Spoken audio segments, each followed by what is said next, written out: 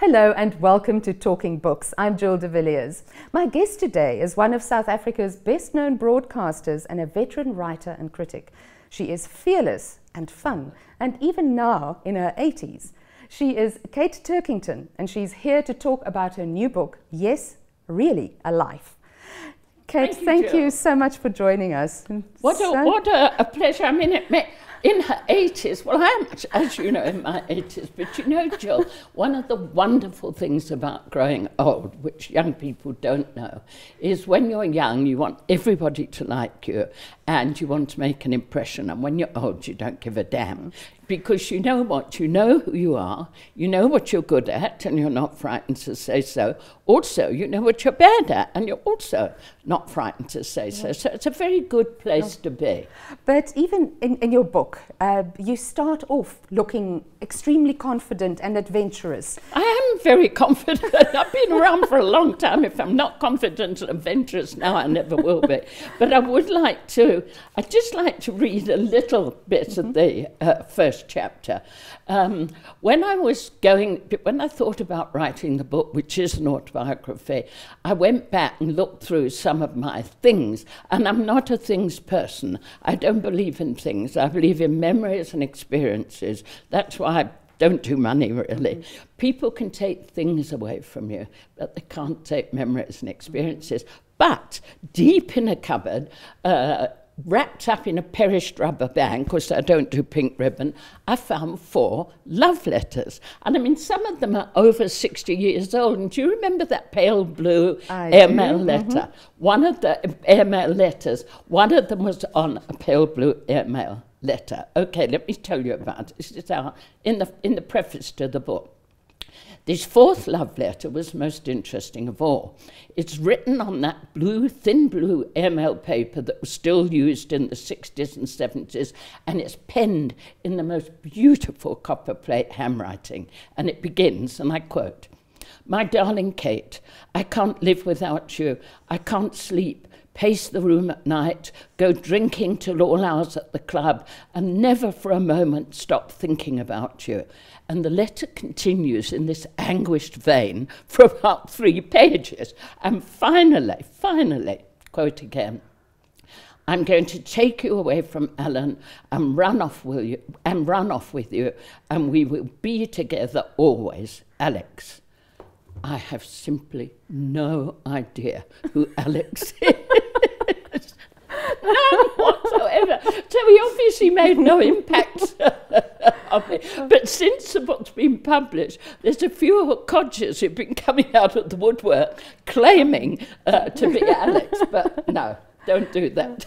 So you've had some very interesting men in your life, and 2 that made a very deep impression. And you tell me a little bit about them.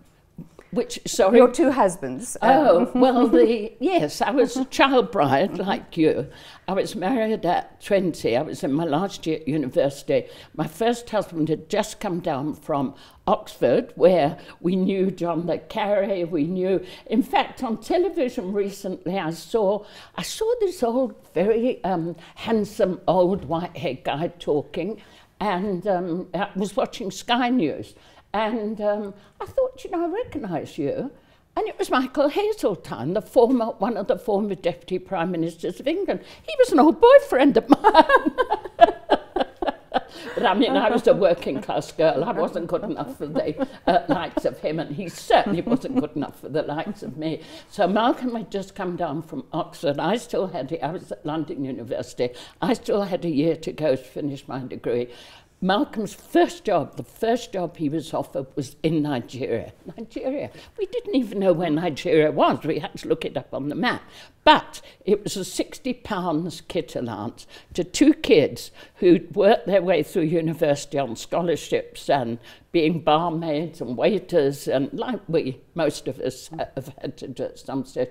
It was a fortune. So he went off to Nigeria, and I stayed behind to finish my degree. And interestingly enough, I'm going to Ghana shortly, and I was chief examiner in English language for Ghana and Nigeria at some stage in my early career, and Ghana's going to be absolutely wonderful, I'm sure, to be back there after all those years. Second man in my life was a captain in the British Army, Irish, feckless, charming, totally irresistible. And I met him when I was 25 in Nigeria. I had 2 small children, and he walked up to me and he said, I'm going to... I was selling tickets for an amateur dramatic performance. He walked up to me and said, I'm going to marry you. I said, what rubbish, you're drunk, go away. And dear reader, I married him. I married him. And Jill, that's one of my philosophies of life. I'm not saying leave your husband, your wife, and go off and marry somebody else. We only have one life. I'm not an anything. I don't follow any creed, religion, whatever. But I do like the Buddhist philosophy, and as I say, I'm not a Buddhist anything, but it goes something like this. This is 5,000 years in 3 sentences. The past has gone. You learn from it, but it's gone. The future never comes. Carpe diem. Seize the day, do your best in the moment. So don't put off seeing more of your family. Don't put off that trip you've always wanted to do. If there's a member of your family that nobody's spoken to for years, and we all have those in the closet somewhere, give them a call. Don't make the most of life, because any one of us, you and I, Jill, anybody watching, could actually walk out of whatever door they're about to walk through, fall down and break their neck, and then you've had it. That's your life. Do it, make the most of it, and don't spend all your life pursuing money or pursuing things. Keep those experiences, go after those experiences. And you have had a really rich life. You've taken every opportunity, you've taken every step. Tell me about Nigeria. You mentioned earlier Nigeria was amazing, because I went there many, many moons ago. I lived in a village that wasn't even a dot on the map, other than the 2 missionaries in the local leper colony where I was teaching, and the assistant district commissioner. Everybody else was Nigerian. And I had my son in a tiny, tiny mission hospital, no running water, no electricity. All those years ago, they didn't even put a thing around his wrist because he was the only non-Nigerian baby in the hospital. But I made wonderful friends. My best friend was the 6th wife of a Nigerian trader, an Igbo trader, and I eventually ended up teaching in Nigeria. Wherever my husband was stationed, I would teach. So I would teach once at a high school in Calabar in I don't know what the region is called now, but I Facebooked a picture of myself recently, and actually it's in the book, and I got a reply from the present headmaster of this 130-year-old school in Calabar, Nigeria, saying, oh, we have got photos of you. Thank you for all you did for us all those years ago. I taught at the University of Ibadan for a while. I taught in training colleges. I taught in Ghana. I taught a couple of courses in African literature at the University of Ghana in Legon. And you know, I came back to South Africa, and African literature wasn't even a name. Everybody thought English literature stopped at Wordsworth. And suddenly, Chinua Achebe, things fall apart. So many people have read that. I taught with Chinua Achebe, actually, in what was then Eastern Nigeria at the University of Nsukka. It's still regarded as one of the great books of English literature. I think it's in the top 10 of novels of English literature of all time, a Nigerian, all those years ago in the early 50s. How things have changed. Now we have such a wealth of African writing from all over Africa, Francophile, English. It's a wonderful time to be alive.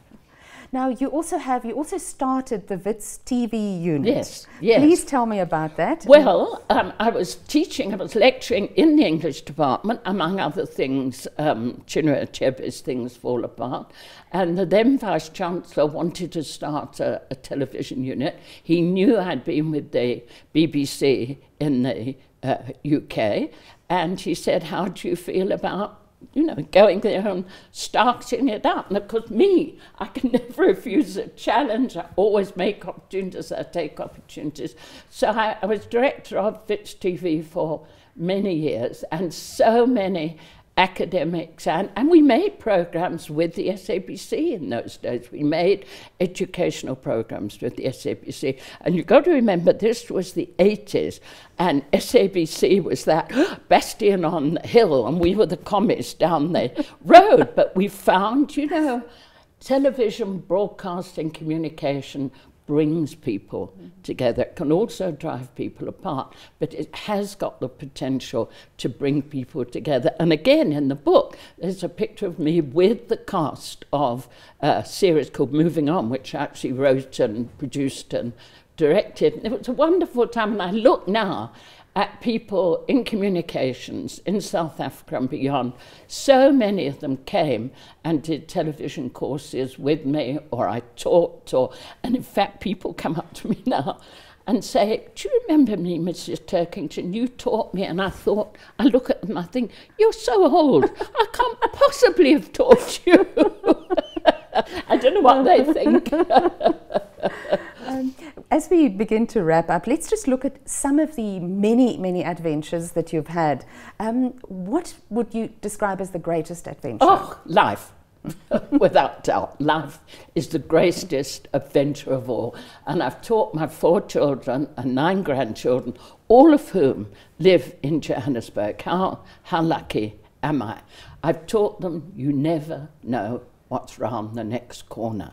So sometimes it's good, sometimes it's bad. I'm sure there's another soul watching who at some stage hasn't had something bad happen in their lives. What do? Get a grip, deal with it, move on. Remember what I said about the Buddhist earlier. The past has gone, deal with it, move on, or learn from it.